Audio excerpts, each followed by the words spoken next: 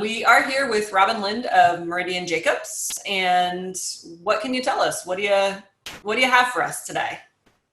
Well, I do have a whole bunch of stuff back here. I'll move my, well, all right, I'll start really quick.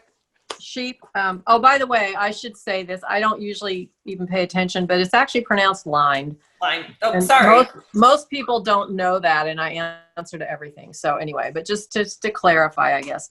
So Jacob sheep, I have these out for the last thing, but I didn't show them. 2 horns, 4 horns. I know there's reflection off of that. That's not good.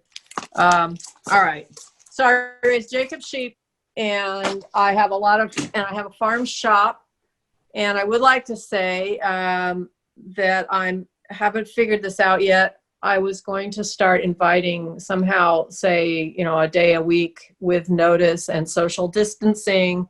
I would like to be able to have people come out to the shop again, but they'd have to email me or anyway, because yeah, it's hard to. I want people to feel all this stuff. So I just got back my Jacob yarn from this year, most of it. I still have some at the Mendocino mill, so I don't have that yet.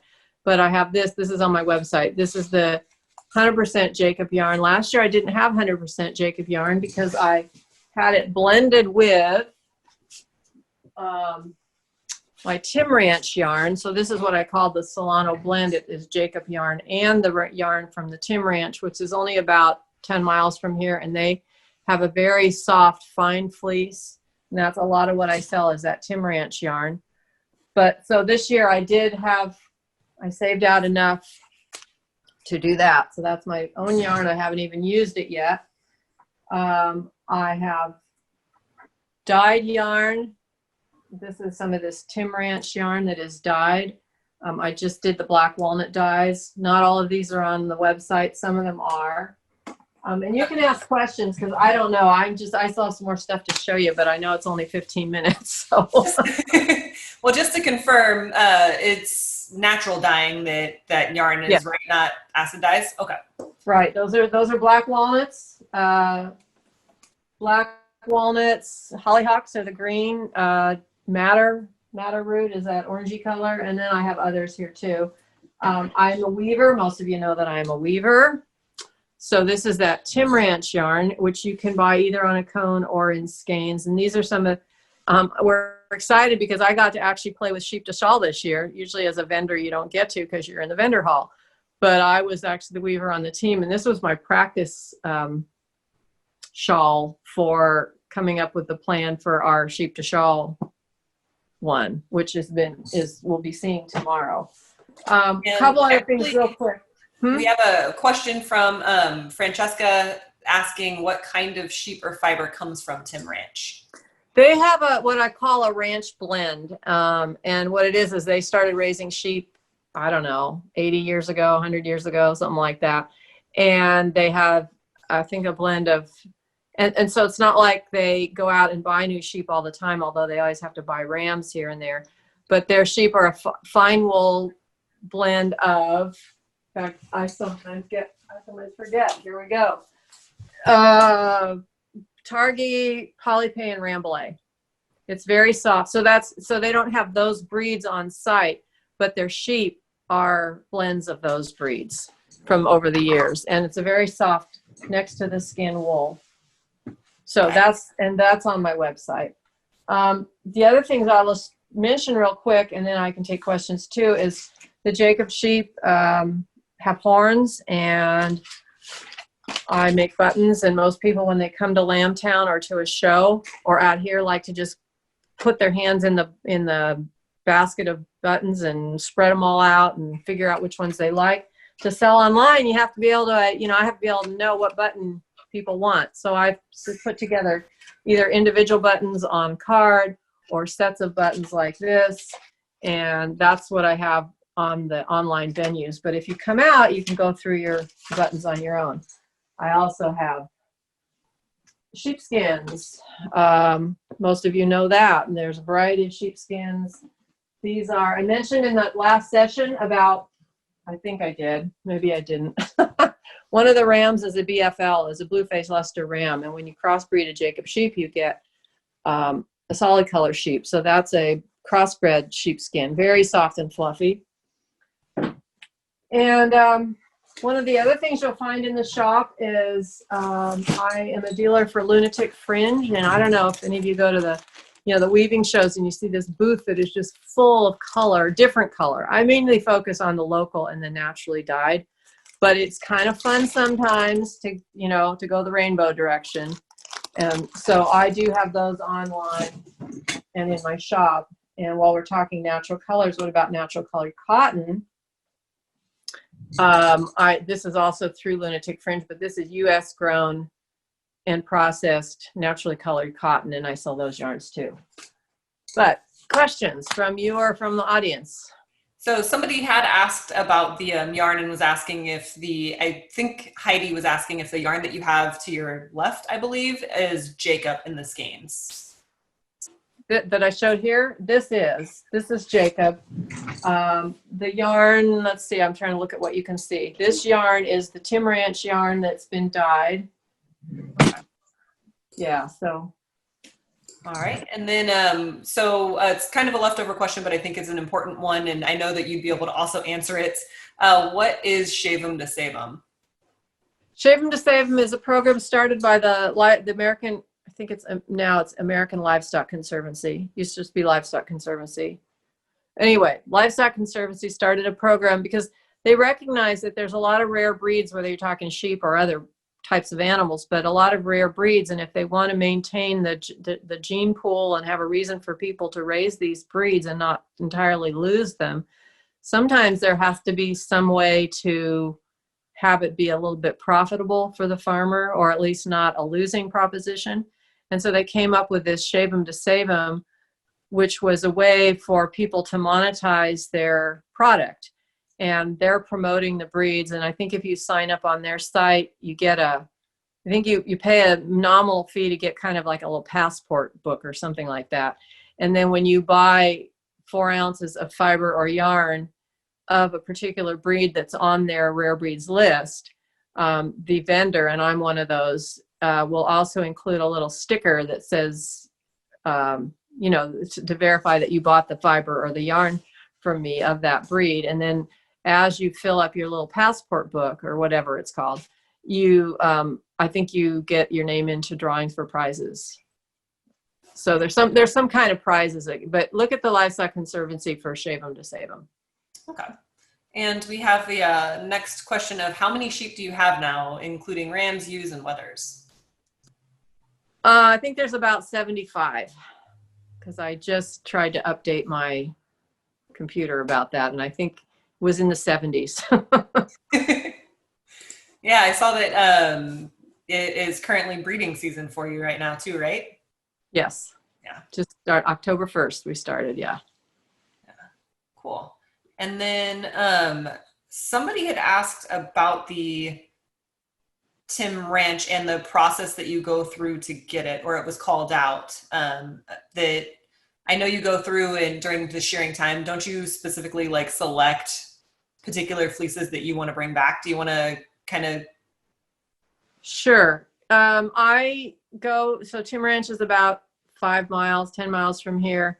And I go there on shearing day and select the fleeces that I want. They are beautiful fleeces, but they're not necessarily, but the guys that are shearing and are packing them in a bale, because when a commercial ranch sells their wool, they're packing the wool into bales of 500 pounds, and then that wool goes to a broker for sale. And the whole fleece gets thrown, at least at that place, the whole fleece gets thrown in there. And if you've ever been to a shearing, there's the rear end that you want to skirt away, and there's some of the belly parts, and there's things you don't really want in your fleece. And because I'm sending my wool to be processed at a small mill, well, relatively small, that wool is going to Mountain Meadow, which is actually a decent sized mill, but they're not working in the tens of thousands and 20s of thousands of pounds of wool. And they don't do the carbonization processes and stuff like that other more like larger places do to get the vegetable matter out. So if I send my 200 pounds, because they have a minimum level of sending 200 pounds, if I send that there and it's full of foxtails or stickers or manure or stuff like that, it's not going to be a pretty sight. For one thing, they're not going to want that wool through their machines, and I don't want to get back all that stuff. So I go and I skirt. So I spend all day skirting fleeces and selecting out and making sure that the fleeces are strong and, just taking what I want. And I've been doing that for, 4 or 5 years, although I did not do that this year. And so I didn't get any 2020 wool. But I still have 2018 and 19. And it's really gorgeous. On the shelf behind me, if I move my head, those are skeins and cones up there. That's all Tim Ranch wool. Yeah. And I'll say that it's honestly, I love that wool so much. It's so springy after it's washed, and it just kind of comes to life and blooms. And I've seen you weave a few things with it. And after it's done, it's just like, you just want to pick it up and take it home and use it forever. You always want to have it. Yeah. Marina says that it's really squishy, which is very true. Yeah. Amy is wondering what the kits are behind you on the shelf. Okay, I'll move over. So those are the kits on that shelf are Lunatic Fringes American made. They're natural colored locally or US grown cottons. They're called American made, MAID. Every time I write that, I feel like somebody thinks I don't know how to spell but it's American made with a little trademark sign. So those are the American made kits. And I also have their kits that are the regular commercially dyed yarns, the other lining yarns. But let's see, I can go over here while you're there. Oh, I almost tripped over a loom because that reminded me I wanted to mention before, when we still have a minute left, let me mention weaving. But there's kits from placemats and scarves and dish towels, and it's all, all a naturally colored cotton, and it's really beautiful yarn. I made baby blankets out of the 3-2 cotton. This is not a baby blanket, that's a scarf, but that's an example of the 3-2 cotton. Really nice, very nice yarn, very nice and soft. While I'm talking about weaving, that's why I left this loom here so I would remember. I'm mainly a weaver more than a knitter. And so I love to talk weaving. As much as I like to talk sheep, I also like to talk weaving, and I'm always glad to answer questions. And the one thing I'm doing, the only class I'm still doing this year right now is on Wednesdays, we have a weaving, it's a 2-hour Zoom thing where people can just ask questions, whatever they want to find out. And we all talk about, it's like a knitting circle, but it's weaving topics and it's online. But this is going to be a class that I'm going to, rigid heddle class, probably offered through Fiber Shed on Zoom, or not on, well, I don't know if it's Zoom. They're going to do the filming, so I don't have to deal with the tech aspect of it. But that's going to be coming up, I think, in November. So that'll be through I'll have it in my newsletter, but also the Fiber Shed site. And by the way, I do have a newsletter. If you sign up for my newsletter, you will not be inundated by email because I'm lucky if I get it out once a month. This time of year, I should start thinking about twice a month, but you certainly aren't going to get it. You're not going to have too many emails from me.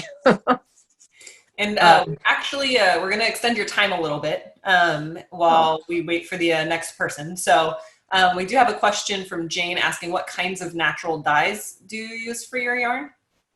I use what's growing here. And my dye garden is pretty disastrous looking right now because it's, the end of the year. And this year I used Weld. Let's see. Okay, I'm pointing. That's a really good video technique here, isn't it? See that bright yellow? That's Weld. The orangey colors and the rust colors are either madder or coreopsis. I just started dyeing with the black walnuts because you have to get the black walnuts dropping, which they have now, and so I'm dyeing with black walnuts. So I don't have, and I have weeping willow, which surprisingly, I don't have a good example now. When you dye with weeping willow leaves, you get kind of a yellow, and if you dye gray, you get kind of a greenish color. I mean, if you dye over gray yarn, it looks green.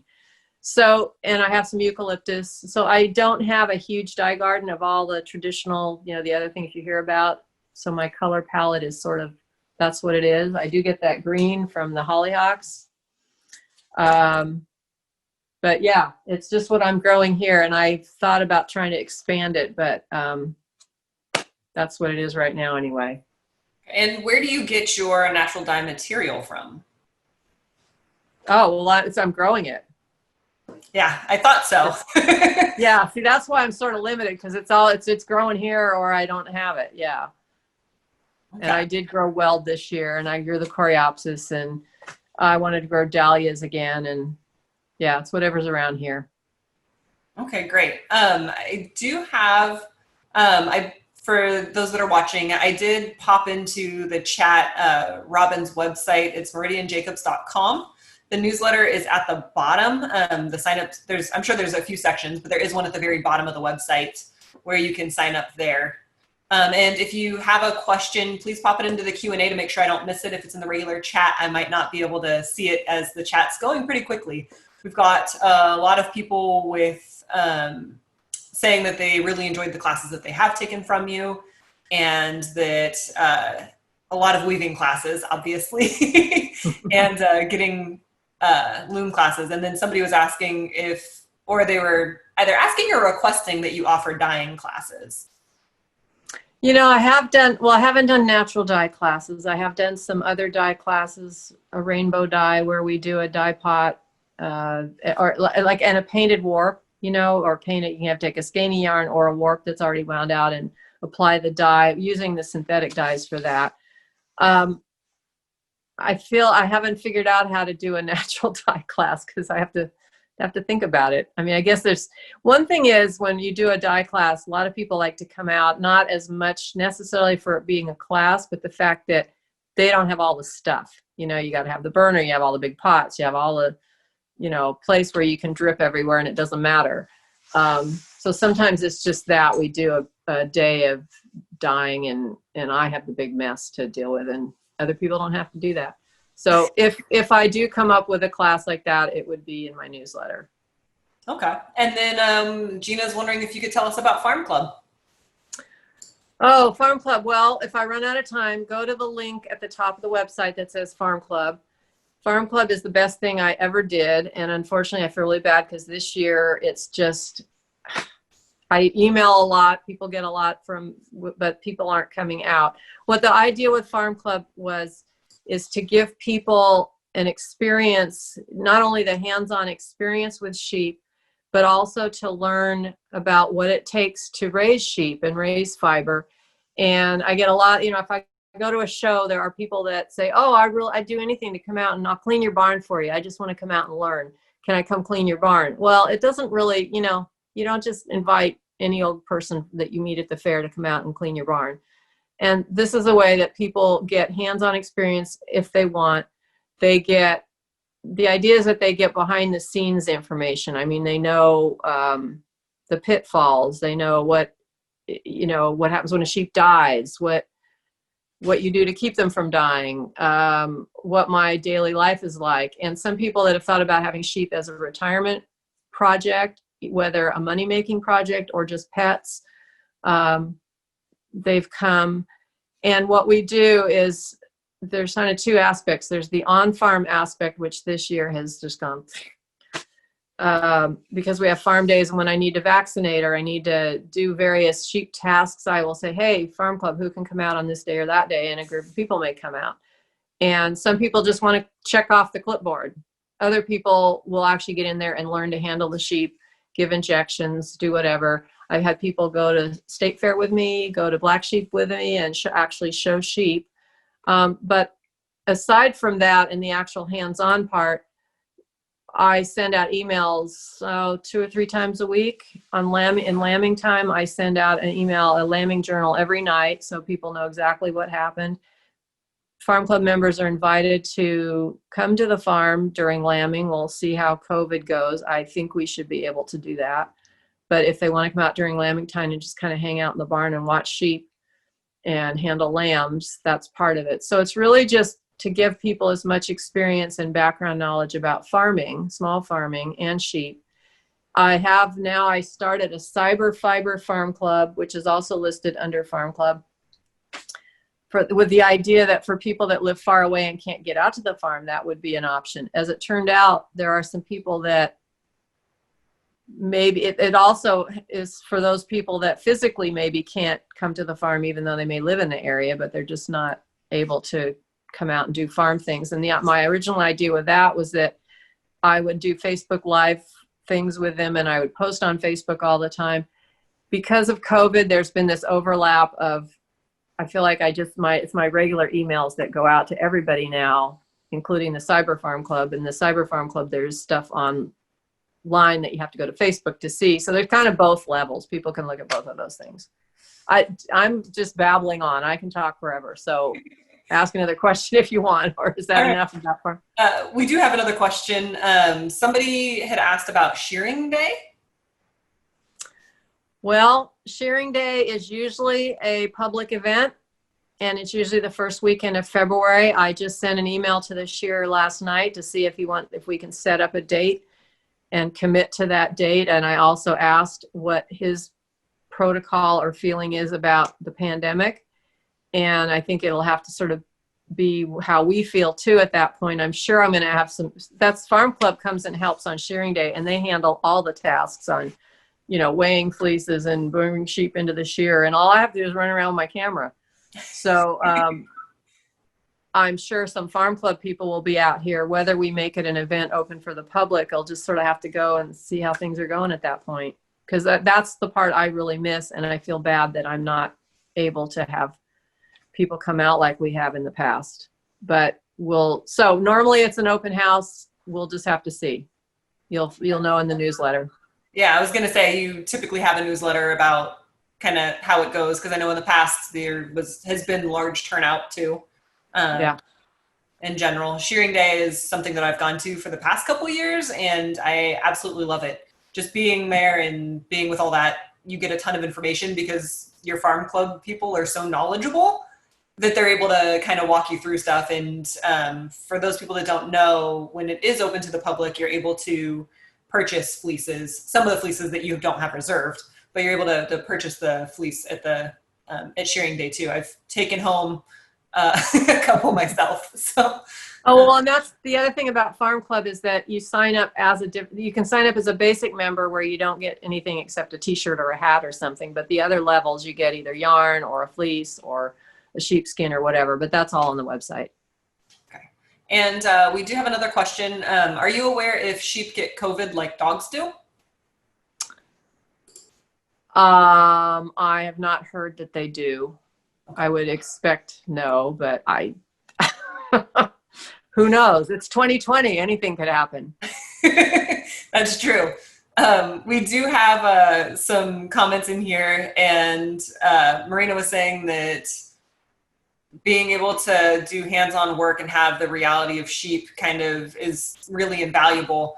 And the only problem with Farm Club is that afterwards you feel like Jacob's sheep are the only way to go.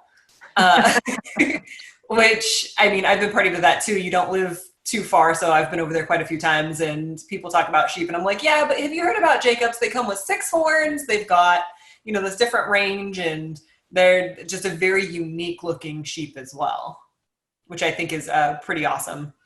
And then as far as the weaving stuff that you have for sale, I know you said you have a loom. Do you have any other supplies, or what suppliers do you carry?